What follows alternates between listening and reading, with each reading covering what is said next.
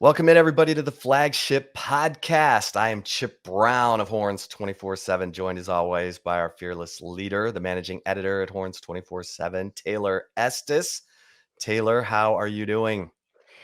Chip, I'm doing well. I think that there is a lot to be thankful for this week. And if you're a Texas fan, there was some good news I think that came out of Steve Sarkeesian's Monday press conference and talking to the players. So I Ooh, know that there's a lot of doom and gloom around Texas football right now, but I think we should be a little bit positive because it is Thanksgiving week.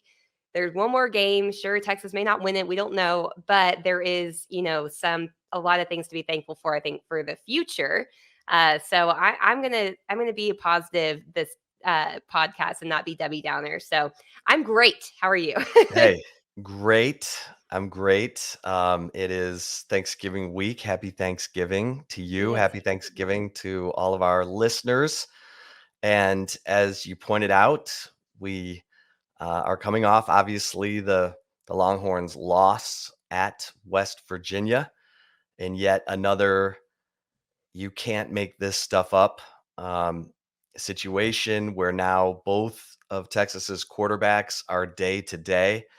I'm hearing that Hudson Card and that ankle injury are not good. That Mhm. um, it'll be Casey Thompson starting against K State, even though he's got the thumb injury and everything else. But I'm hearing Hudson Card may not be available for this game, which would mean Casey Thompson and then Ben Ballard as your one snap away quarterback.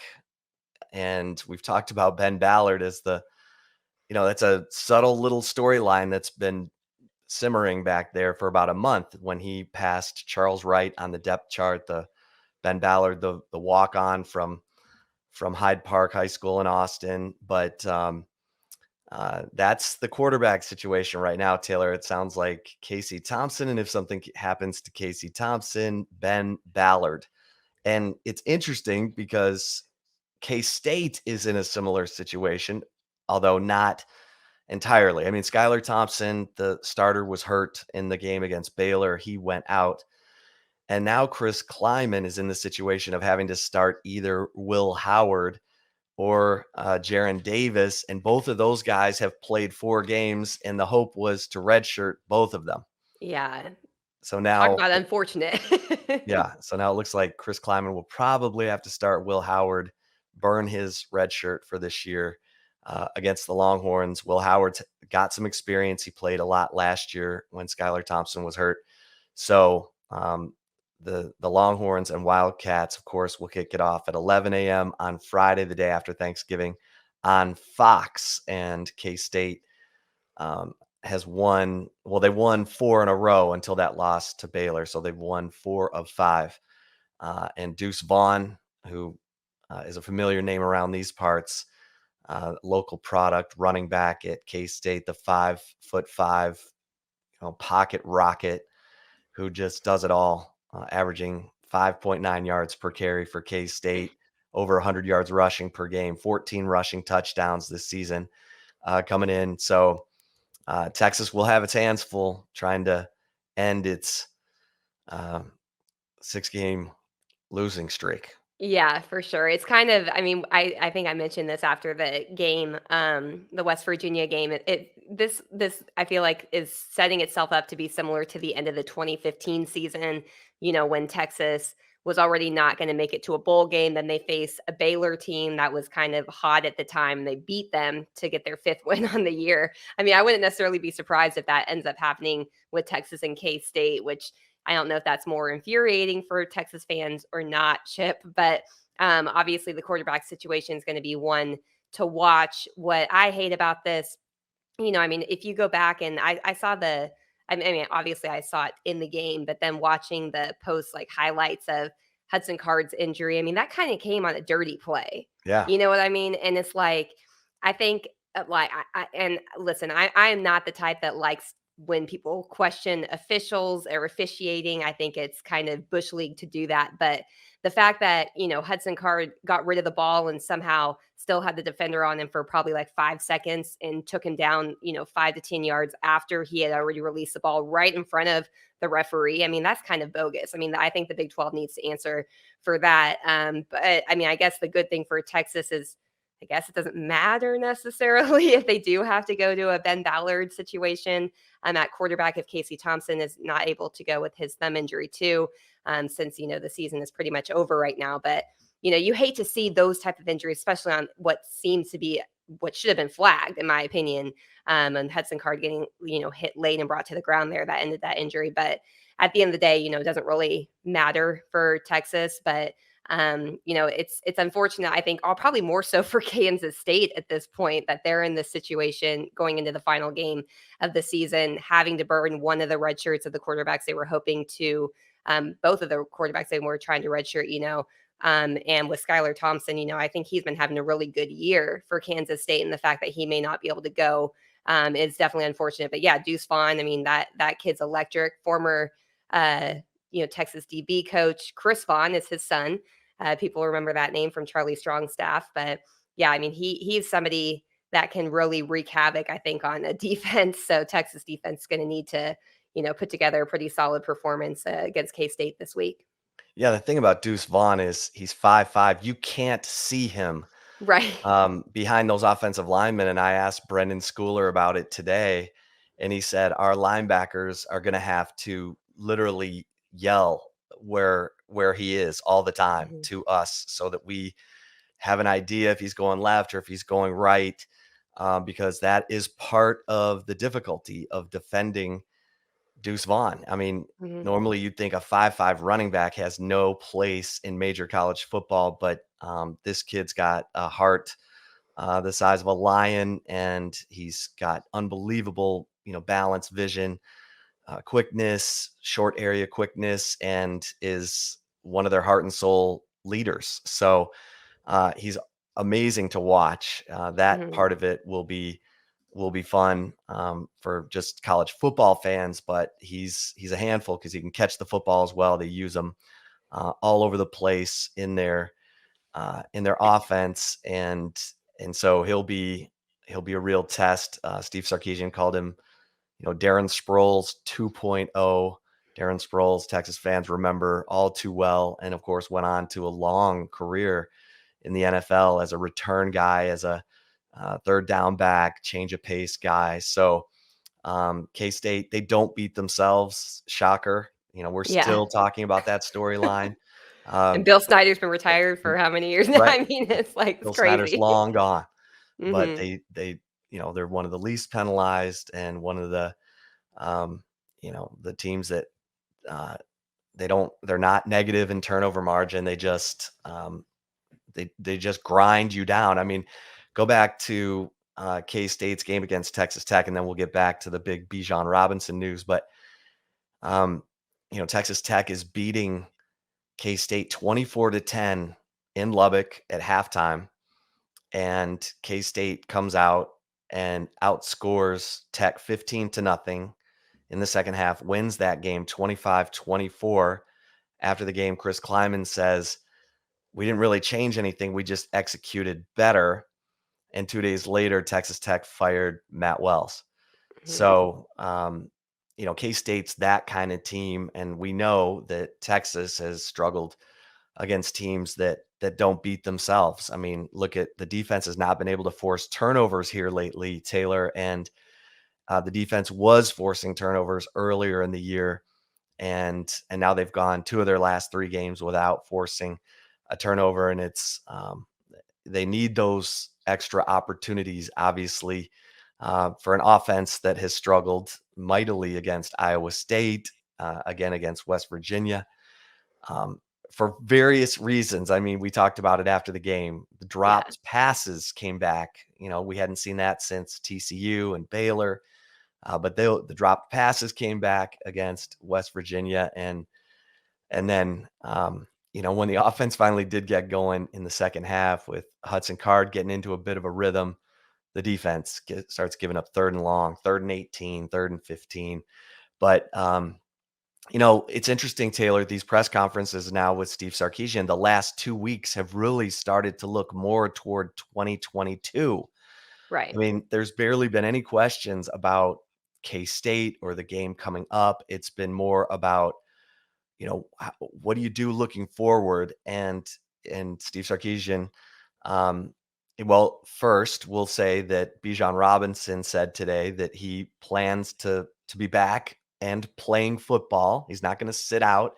He's not going to pull a Jamar Chase at LSU and sit out and protect his draft status for the 2023 NFL draft. He said, I'm a loyal guy, and when I make a commitment, I see it through. Plus, I couldn't bear to be on the sidelines watching my teammates and not be out there trying to help them. So Bijan Robinson, what you'd expect from him, he's Right. just an awesome guy and has a huge sense of faith and loyalty. And so, he also said that he was asked, how do you feel about 2022? He said, I hope to feel great about it based on Steve Sarkeesian saying he's going to bring in a lot of new guys and change things up from where they are now. So there's some positive Thanksgiving week news, right? Yeah, I mean, that's huge. And, I mean, I know that it's been easy for a lot of Texas fans in recent weeks, for the last more than a month now, honestly, to start questioning everything about the program. And honestly, when I saw people questioning if Bijan Robinson, especially after that injury, if he played his last snap at Texas, I honestly laughed a lot of times because I'm like, anybody who's questioning this does not know who Bijan Robinson is. Like when Steve Sarkeesian talks about him being an even better person than he is a football player, which is saying obviously a lot because he's an elite football player. That's true. I mean, that he's a salt of the earth type of person. I would have been absolutely stunned if he wasn't, considering coming back or playing in 2022 in general, because just that's just not how he is. I mean, Chip, I think back to when we saw him riding on the scooter, at one of the press conferences about a month ago. He had an electric scooter, and I was in a scooter accident, so I'm obviously very cautious with anything like that. And I told Bijan, I was like, Bijan, I really want to kick this thing over for you because of like what had happened to me. And he sat there and he asked about what happened to me.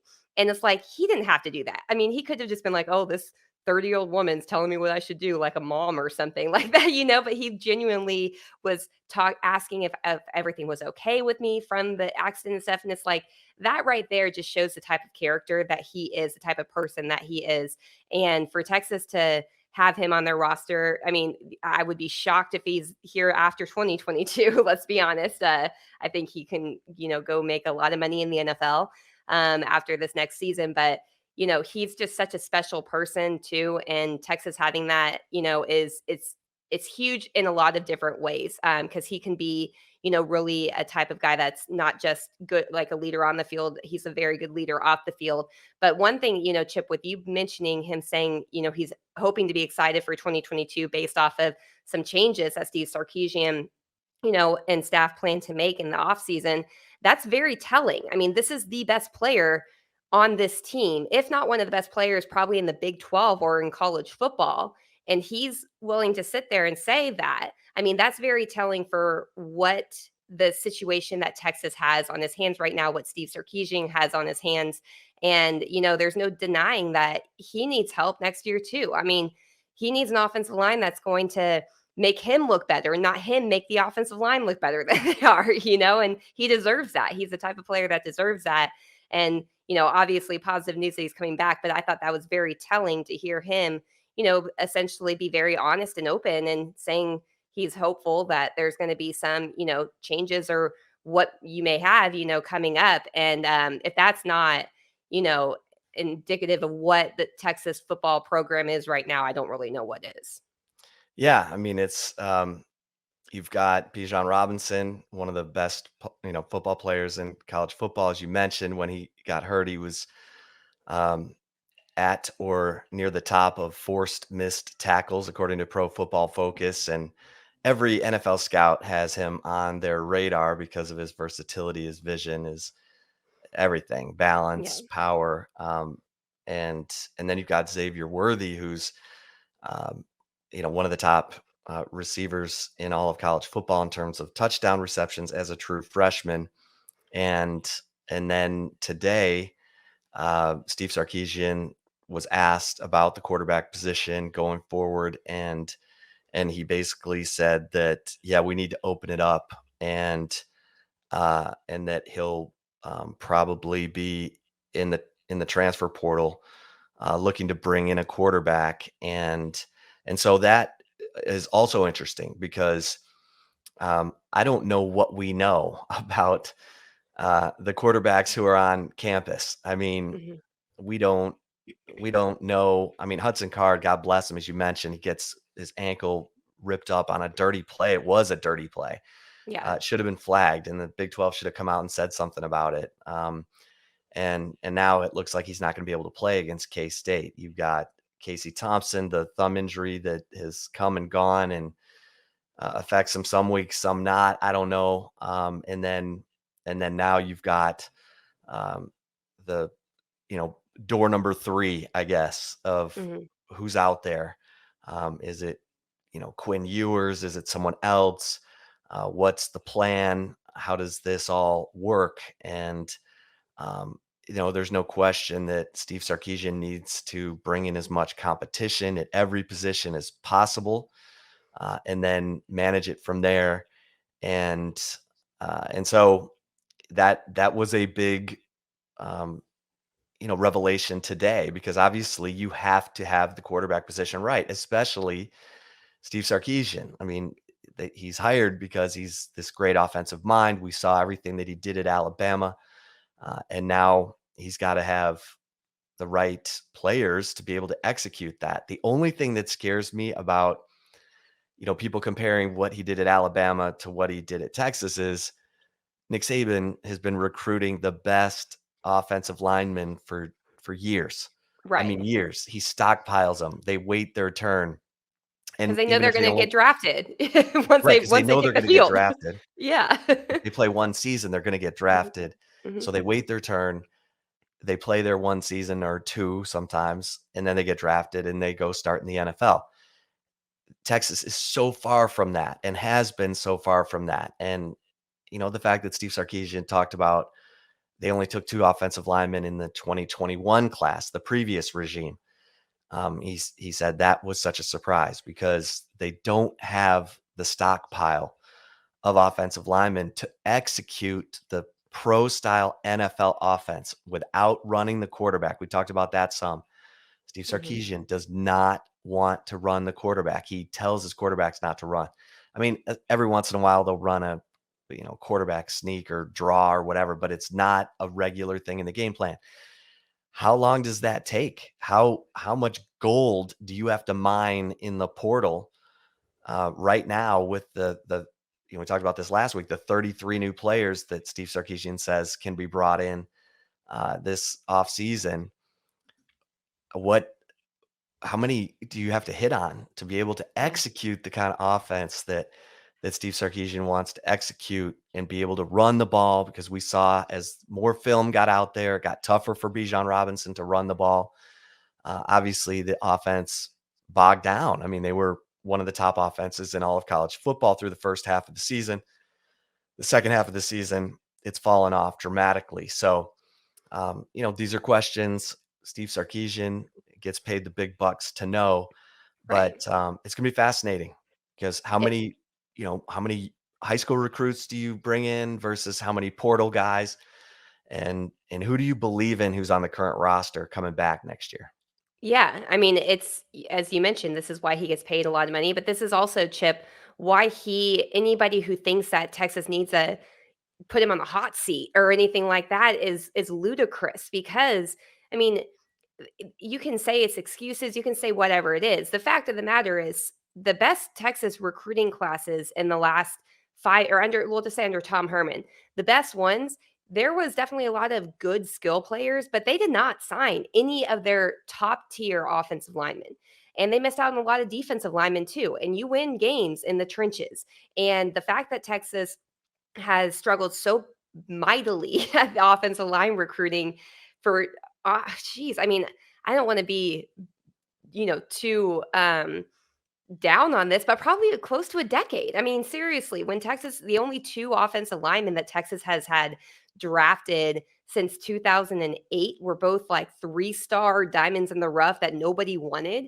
That's a huge problem. And so this is, I think, goes to show even more, Chip. I know Texas fans, a lot of Texas fans probably don't want to hear this, but they have to be very patient with what Steve Sarkeesian has right now at his disposal. And it starts on the offensive line. It starts on probably both lines of scrimmage, I think. And, they have to definitely, nail it, I think, next year for sure in the portal, or excuse me, in the 2022 class, in the transfer portal. Plus, there's still some of their top high school offensive line recruits coming in, but you can't necessarily, I should say, you don't necessarily want to expect to start true freshman offensive linemen. I mean, that's a position that and quarterback are the two positions you don't want to have to start true freshmen unless you absolutely have to, or unless you have an absolute monster at the position.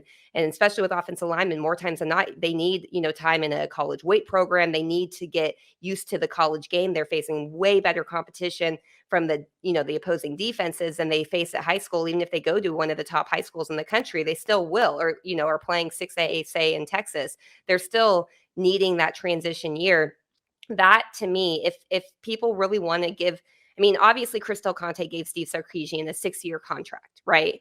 And most coaches get 5 years. So they need to, I think, let him really try to work it out here, because if they can't get the offensive lineman in, even if you have a great quarterback, I mean, unless you have a Colt McCoy out there that can really mask how poor an offensive line is, then you could have the best quarterback out there and still struggle with being able to be efficient on offense. And that just goes to show to me that Steve Sarkeesian absolutely needs to give more time to build this roster up so that maybe he can get players. I mean, expecting him to get the team like he had Alabama is not realistic, I don't think, at this point. However, he needs at least enough time to try to get some guys in there that are going to not only believe in what he is doing as an offensive mind, but believe that he's going to be around to coach him, and that these coaches are going to be around to coach them, especially if they're upperclassmen, because of the history, their track record, everything that they've had, on their resume.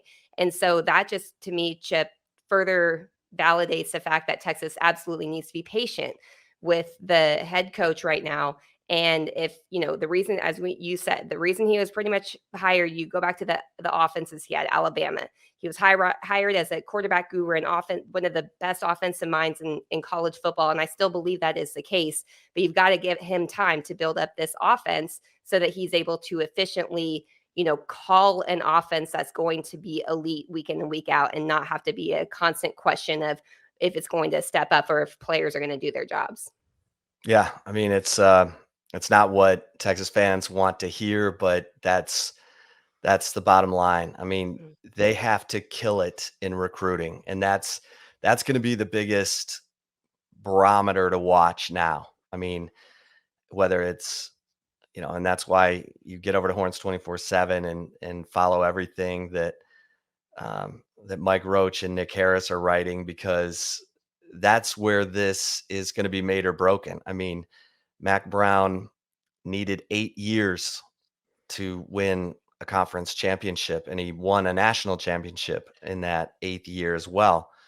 And it took solid recruiting, year in and year out from Mac Brown, who, brought in guys like Leonard Davis and Mike Williams, and then ultimately that 2002 class with Vince Young and Lyle Senline, Casey Studdard, and really talented defensive linemen, obviously Roy Miller, Frank Okam, um, you know, Lamar Houston, Henry Melton, all ended up, being monsters for the team that in 2008, that golden decade that you were Right. just talking about with Colt McCoy after Vince Young. So Steve Sarkeesian has to kill it in recruiting, and it was a huge red flag that Texas was missing on the offensive line in a year where there were great offensive linemen from the state of Texas. So This is where it's all going to be, executed. The success of the plan going forward is going to be made or broken by Steve Sarkeesian's ability to reel in um, the best, or just the best fits for them. I don't even care if the kid's a 3-star, 4-star, 5-star. Right. He and Kyle Flood know what a, a great prospect looks like, and can identify that and develop that. They've done that before. And so let's pay attention to that very closely. One other thing, Taylor, that came up today, and we didn't really touch on it because it was really weird late in the week. But Brian Jones, the former Texas linebacker, now national college football analyst for CBS, said on the Horn radio station in Austin that he was hearing that Sark was getting pressure from donors to play certain players, that it even, involved race. And so Steve Sarkeesian was asked about that today. And Steve Sarkeesian said, I really wish Brian would have contacted me before going with that, because I've never heard from a donor about who to play, or, you know, anything. And Mhm. so just putting that out there, because we love Brian. I mean, Brian is a friend of ours. We've known him for years and does a great job with CBS. That was a wowzer late last week. But Yeah. anyway, Steve Sarkeesian saying he's not being told by anyone, who to play. Yeah, and I feel like especially in today's society, if you're going to make those claims, you have to come with receipts. You know what I mean? I mean, you've got to show where it's coming from, because that's a detrimental harm to a lot of different people, and not even just like take football out of the equation. Making those type of claims without being able to put on the table where you're hearing it from, that's something that can ruin people's lives. And so I was surprised when I heard those comments. I would also be surprised if Brian Jones is ever an interviewee on the Horn ever again, which is the flagship, radio station for the University of Texas athletics. They hold the media rights for the radio broadcasts, and so I would be very shocked if Brian Jones is ever on their airwaves again after making that claim. But I mean, it just was like, kind of adding fuel to the fire a little bit. And I really like Brian Jones. I've known him for years. When I worked at a previous company, he was a partner with one of the companies that we were involved with. I mean, he's a genuine person. I really, really do like Brian, and I don't want to bash on him at all, because I do like him. I thought that was kind of poor form a little bit. And then he tried to say he doesn't want to, cause issues in the program. It's like, dude, you just did by saying this. You know what I mean? You can't just say that blanketly, especially in today's society, and expect it to go unmentioned, or have people not, follow it up. And I know that Brian Davis from the Statesman had reached out to Chris Del Conte about it, and Chris Del Conte essentially said that was absurd, and he has never in his life heard that. And Steve Sarkeesian echoed those sentiments as well on Monday at his press conference. But if that's not just like the perfect cherry on top of what this season has been, I mean, from, the just everything that's gone on, it's just been like one thing after another, from the monkey. Yeah, it's a circus. And I'm not even trying to say that like as a joke because of the monkey situation, but it's really been a circus the last probably month and a Right, half second half of of the Texas season. football. Yeah, I Well, mean, and it was he just cherry was on top. yeah, Sark was asked about that. Just Yeah. the big picture nature of this second half of the season, with everything you just mentioned, the circus-like atmosphere of the, Monkey Gate, Bo Davis player leaked video, all that. And Steve Sarkeesian said, "I'm built for this."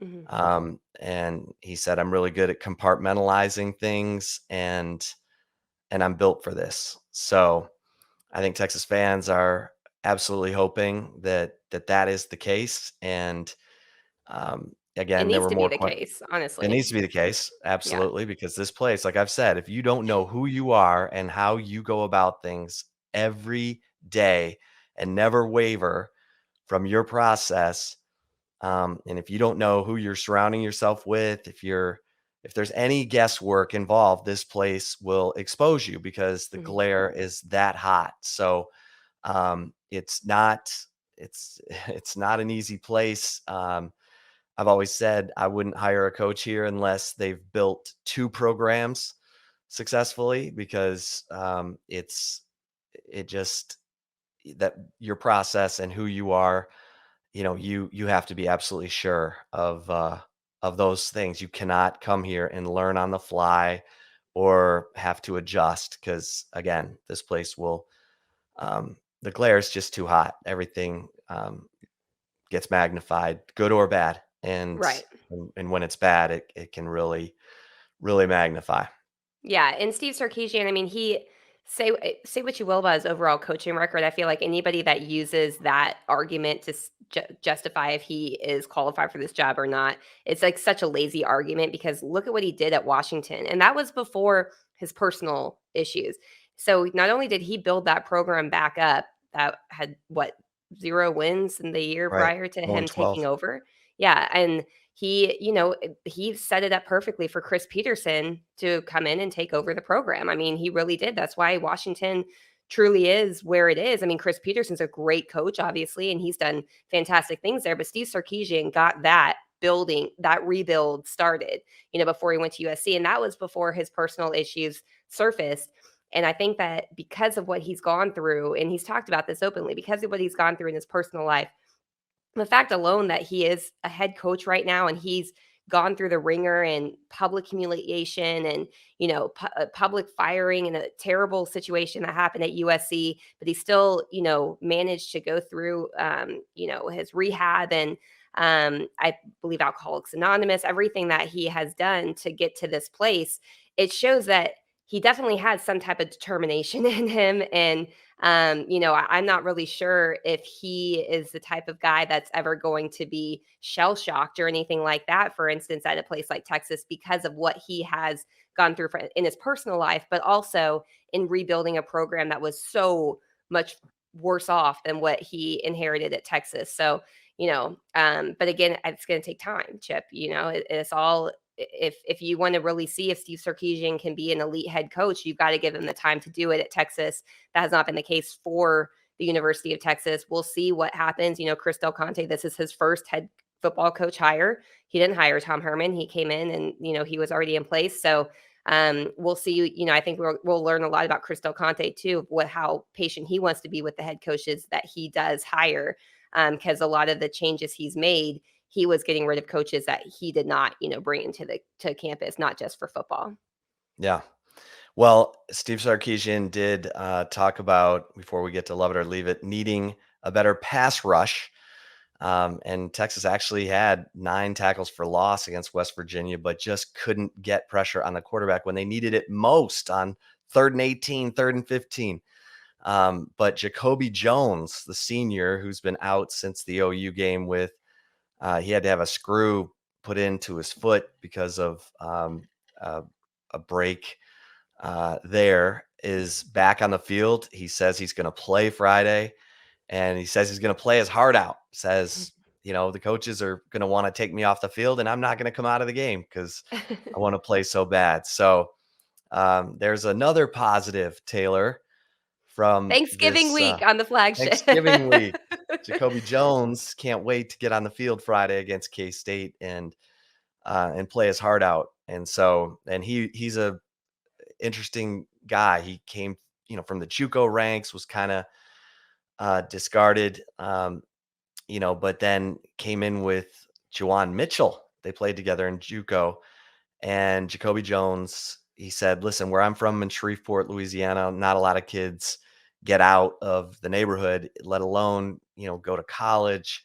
And he said, after my injury, Steve Sarkeesian, Coach Sark, he called him, was really on me to stay in my books to make sure that I graduate. And he said, I'm going to graduate in December, and I'm so proud. And so kudos to Jacoby Jones, to Steve Sarkeesian for keeping Jacoby Jones on track and not getting frustrated without football to lose sight of his academics. And And so number 3 for the Texas defense will be back on the field for the Longhorns, and we'll see if he can help set an edge in trying to contain Deuce Vaughn and most likely Will Howard at quarterback for K-State. Um, Chip, but it just I can't. I'm trying to think off the top of my head. Did he's already used his COVID year, right? I think so. Yeah, Okay. between Yeah. because he said if I had another year, I'd come back, Okay. Yeah. and so I think uh, he's out of eligibility, and and so he'll be out there. He'll make the most of his opportunity. Of course, senior night. You've got several other seniors, Derek Kerstetter, Cade Brewer.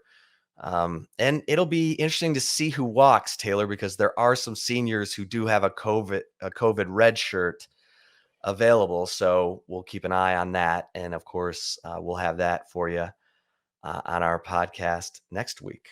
Right. Well, I mean, we'll see by Friday because this could have been an oversight by media relations or something. But there were three, I believe, three key people who were not listed in the game notes as going through senior day festivities, and that was DeMarvion Overshawn, Deshaun Jameson, and Anthony Cook. We'll see if they do go through them. That doesn't necessarily mean that they will for sure be coming back next year or not, but it'll definitely be something to watch moving forward, no doubt. And I mean, honestly, those three, they've been key to this Texas defense. I know this defense hasn't been outstanding, obviously, this year, but the fact that, Texas could get them back for I believe all three of them would be fifth years then, because they've all, I don't believe that they've redshirted yet or anything, but using that COVID year, that could be very, substantial for the future of the Texas defense and, making sure that they have some veteran players that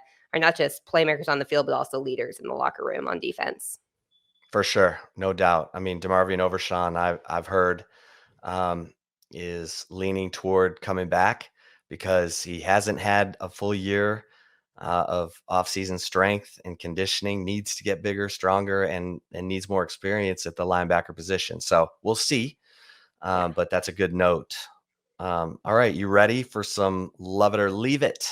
I am. Before we get to love it or leave it, we're going to take a really quick break and hear from our sponsors. But stay tuned because we will have more football talk coming up, including some more talk about the possibility of adding a transfer portal quarterback, for Texas. So stay tuned. We will be right back.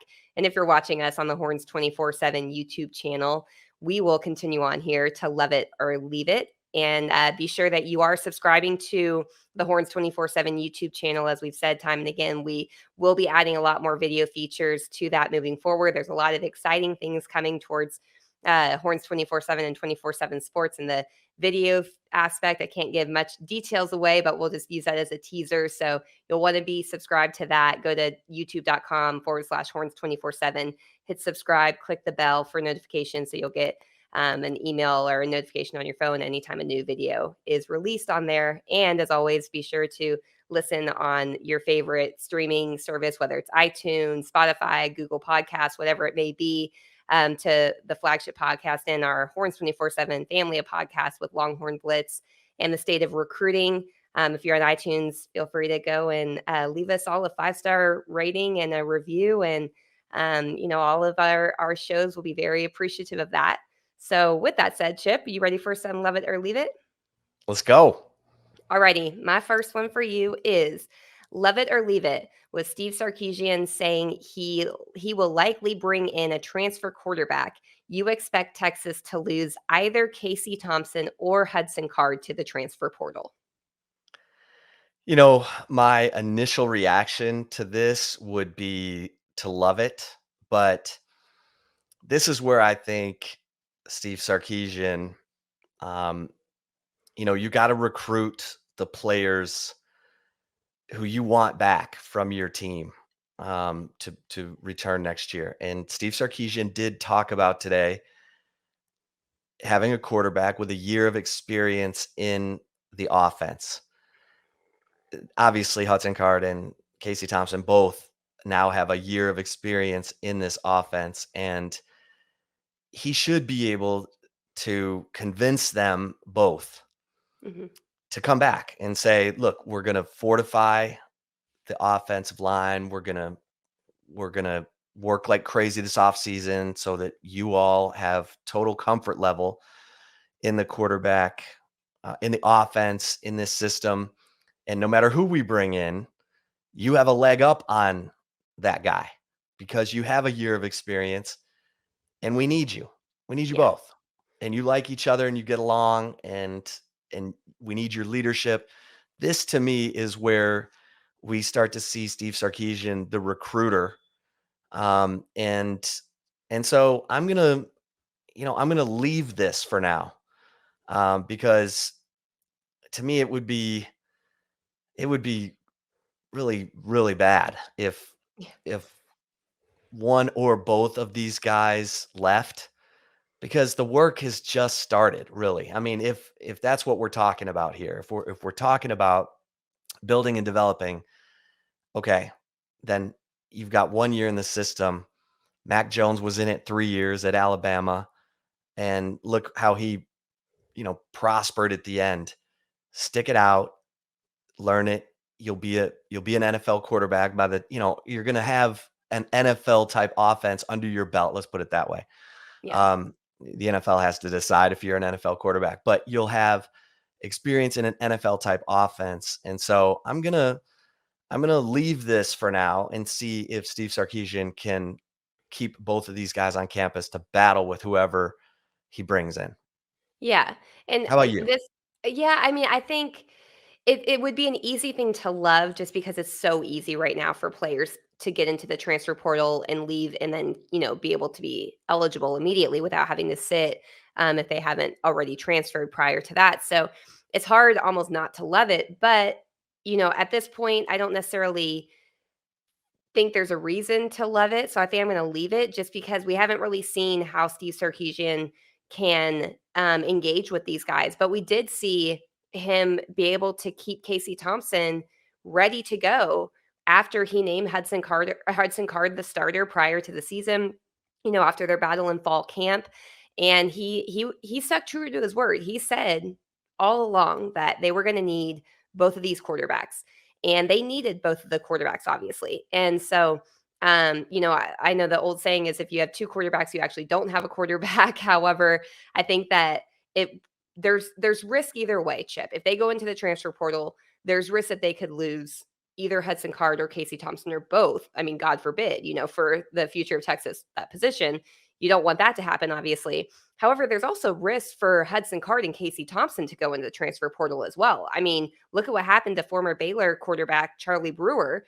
He enters the transfer portal, goes to Utah, starts and then gets benched, and now he's not playing football. So just because a player thinks that, if they have to add more competition to the position that they're going to automatically go somewhere else and start. No, I mean, neither one of these guys have really solidified themselves as a starter in Division One college football yet. And now, I'm not saying that can't happen elsewhere. It probably could.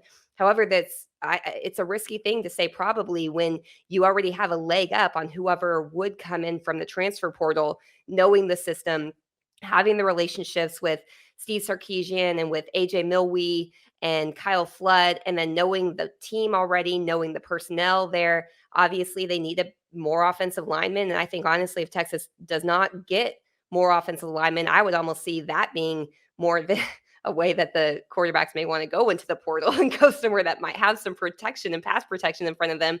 I mean, I don't want to bash offensive line because they did play well, I thought, against West Virginia. That was one of the better games, I think, that they've put forward this season. But there's no doubt that they need help at that position. So I would be more surprised, honestly, if the players were to enter or I would not be surprised, I should say, if the players enter the transfer portal if they don't get some offensive line help because, at the end of the day, they need guys to protect them. And but yeah, I think, at this point, I think you got to leave it just because Steve Sarkeesian has already been able to keep both of them engaged. I go back, if I'm Steve Sarkeesian, I'm probably selling a little bit what, even Tom Herman did after the 2017 season. I mean, neither Sam Ehlinger or Shane Buechele was a clear-cut starter coming out of the 2017 season. They battled into fall camp too.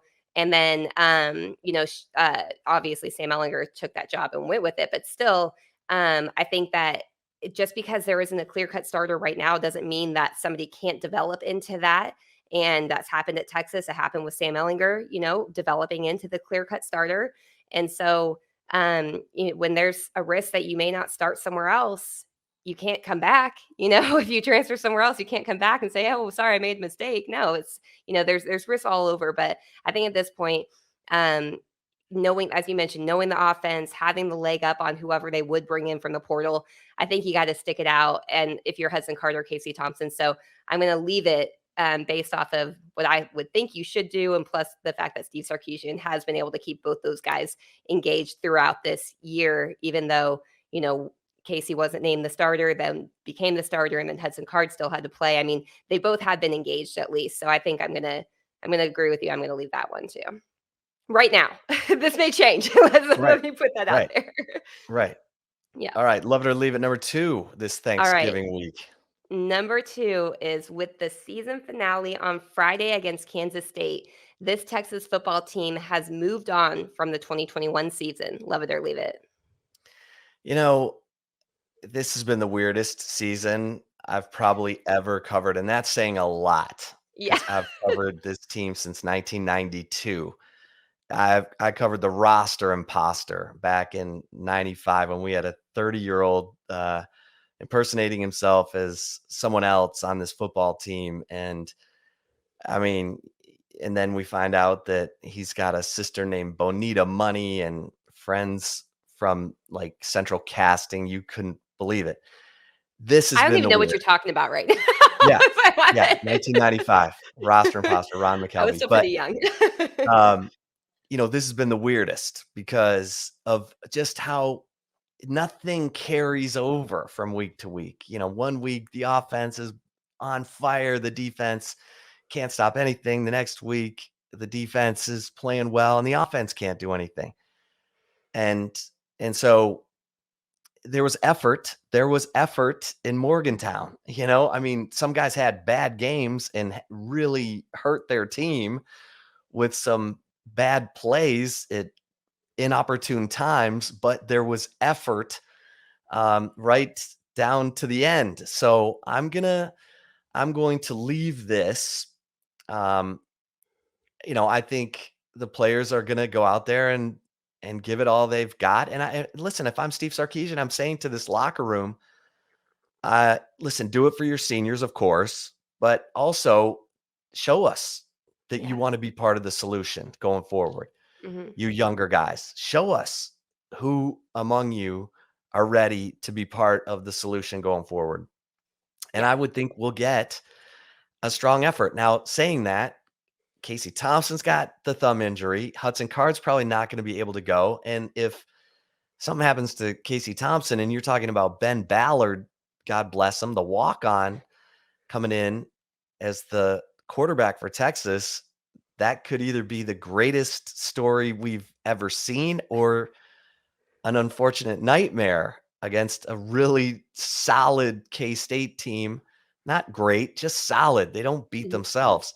So, I'm gonna leave this because I do think the team's gonna come out and battle. Hell, they battled against Kansas. I mean, they just lost Right. and Yeah. couldn't stop the run. But I'm gonna leave this and I think we'll see a Texas team come out and fight. How about you, Yeah. Taylor? I'm going to agree with you too. I'm going to leave it because I think the one thing that we can, obviously the season has not gone the way that anybody expected. And I definitely did not expect this team to not go to a bowl game in year one under Steve Sarkeesian. That's a big surprise to me. But you're right. I mean, this team has battled in games. It's not like they're getting blown out or destroyed. And that's the thing that's it's as you were talking about it being a weird season. It is weird because I can't sit here and say that Texas at 4-7 is a bad team, but they're 4-7. Like, I know your record is what you or your record shows what you are, but still, I can't sit here and say that this is just a bad team because it's not. It's just it's like they haven't been able to get out of their own way at a lot of times. There's been a lot of, as we've talked ad nauseum, about the inability to play complementary football. It's almost like they're allergic to it or something. Like there's a peanut allergy in the locker room, and before the game starts, everyone opens up a jar of peanut butter or something. I mean, it's crazy. It's literally like it's a head scratcher for me too. But you can't necessarily sit here and be like, "Oh, Texas is just bad this year." Where you've been able to say that, I think, about some of the non-bowl eligible teams in the past at Texas. Under Charlie Strong, I think you could say that it was just a bad team, that they had, and you can't say that now. So yeah, I think the one thing that this team has continued to show is fight, and I know Steve Sarkeesian has said that time and again. I bet Texas fans are really tired of hearing it, but it shows up in the game. I mean, it's not like they're just mailing it in. I don't feel that way. I did feel they started off a little slow against West Virginia, and I felt like some guys may have been mailing it in, but they battled back in that game too. So, no, I'm going to have to agree and say that I'm going to leave it saying that they haven't necessarily moved on. I don't necessarily mean that ends in a win for Texas, especially with the quarterback position, in the situation that it is in right now. And the possibility of having to start or play a walk on is never, in conference play, especially, is never a good sign. But no, I'm going to have to agree with you. I mean, this team has clawed their way and stayed in the majority of their losses, even aside from, I guess, Iowa State and Arkansas. But they, even then, I mean, they still were fighting in those games. They just ended out being bigger blowouts than some of the close ones, too. So, yeah, I'm going to agree with you. I'm going to leave that one. All right. Love it or leave it, number 3. Number 3. Dang it, I think we're going to go 3 for 3 in agreeing, and you know how I hate that. But love it or leave it, number 3 is you are not surprised that Bijan Robinson said Monday that he will be back in 2022 to play for the Longhorns. Yeah, I mean, I'm not surprised because he wanted to play against Kansas. Like they popped his elbow back in and he's walking off the field, turning around going, I can play. I can go back there and play. And they're like, no, your elbow's dislocated. And he's like, I can play. The guy is, he's a different kind of guy. He's a team guy. He's all about it.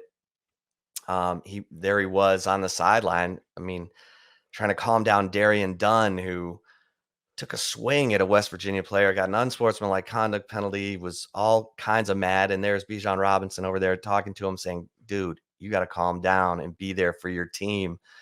Quit making it about you right now. And he's a sophomore, he's soft spoken, but he's becoming more and more of a leader on this team. And so I'm excited to see what the guy can do and how he can help shape this whatever change that's coming because he's a guy who can look everyone in the eye and say, we got to do more. You got to do more. I got to do more. We got to do more. And guys are going to listen. Roshan Johnson, same way. So, and next week we'll talk more about the young guys who are going to be part of the future. But I'm not surprised. So I'm going to leave this. But I'm You're excited gonna to love it. see. You're gonna love it. You're Yeah, not surprised. I'm not surprised, right? So I'm gonna love this Yeah, because I'm sorry. not surprised that Bijan said Monday he'll be back and playing football in 2022. And I'm excited to see how. And he's said he's more and more involved in the recruiting process as well. So that's huge. He needs Mhm. to be. He needs to be one of the guys that the high school recruits are coming on campus and talking to because he's a special dude. Yeah. Taylor, how about you? I 100% agree. I'm gonna love it. I'm not surprised in the slightest that he is gonna come back in 2022 for, all the reasons I said earlier in the show. I mean, when this was even a topic mentioned where Texas fans were questioning if he was gonna come back, I'm thinking like, are they thinking of the same player that I'm thinking about? Because this is just not who Bijan Robinson is. And as Well, it's you mentioned, interesting too that he's represented by David Mulugeta, who's one of the top agents in all of sports with yeah. Athletes First. And I think people wonder, is the business side going to get to Bijan and like Jamar Chase of LSU, who sat out, his final year of, waiting until he became eligible for the NFL draft, and then went high in the draft and has produced really well for the Bengals. I think people worry about the business side coming in, but not with this guy. No, and the other thing too is Bijan's making money on his own right now. I mean, he may not be making NFL contract money, but I Over I wouldn't be $1 million. surprised Oh, yeah, you think he's made over Oh, yeah. $1,000,000? Yeah, Yep. so, I 'cause I was gonna say, I bet you he's made more than our staff combined this Oh, yeah. year, Oh, so he's that's made way more than our staff combined. yeah, exactly, and so that's where it's like it's a little bit different too with student athletes being able to make money on their, on their name, image, and likeness. That also plays a role in this, but even if that was off the table, I still do not see Bijan Robinson being a guy that would sit out a season, unless he was injured. As you mentioned, the Kansas game, he wanted to go back in. I mean, there was a reason I think why he had his, the towel over his head when they were walking him off the field because he probably didn't want to be photographed being visibly upset, but he was visibly upset in that situation. And it broke your heart a little bit for him because, like, that's the last guy. Even if you hate Texas, that's the last guy you want to see go down. I mean, think back to when we had Gabe Eichert on the Flagship interview podcast. I mean, he just spoke glowingly about Bijan Robinson. This guy hates Texas. So that just goes to show the type of character he is, type of person he is. I never in my mind thought that Bijan Robinson would sit out just to protect himself for the NFL draft. And then you throw in the fact that he's able to make, money now on his name, image, and likeness. He's gotten some really big, national deals. He had that deal with Canes. I don't even know how much he's made on Cameo. He should be making a ton.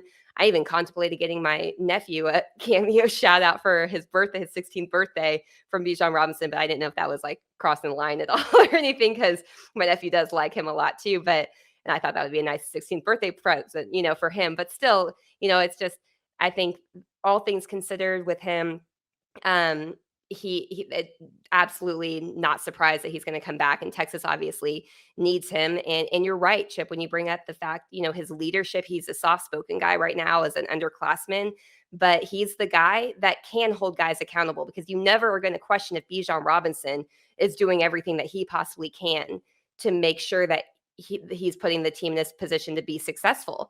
And there's probably some guys on the roster right now that you can't say that about, obviously. And Roshan Johnson, Bijan Robinson are two of the guys that are, and they are two of the guys that can keep other players accountable. And even Steve Sarkeesian today, when asked about if there's any position group that he feels confident in moving forward, the only one he said was running back. And he even mentioned Keelan Robinson being one of those guys that's an accountability guy that does everything right. And Jonathan Brooks. I mean, Texas has a very special running back room, and it all starts with Bijan Robinson. And I think having him come back is huge for Texas in so many different ways. But the ability to have that player leader that Texas is lacking right now that really can step up and tell people that they need to hold themselves accountable because he is holding himself accountable. That's going to be huge next year. So there's a lot of, positive aspects, as we said before the show, of, coming to Texas football. And it starts with Bijan Robinson returning in 2022. Yeah. Yeah. Listen, there you go. There's some positives for a Thanksgiving week flagship podcast. We'll have a lot more on Texas men's and women's basketball going forward. But thanks everybody for listening in to the flagship podcast. Have a great Thanksgiving week. Happy Thanksgiving, Taylor. You too, Chip. Happy Thanksgiving. All right. And we'll be back. Don't forget to tune in to the flagship podcast interview previewing the K-State game on Friday at 11 on Fox. And thanks for listening again. Until next time, happy Thanksgiving, everybody. Stay safe and keep the faith.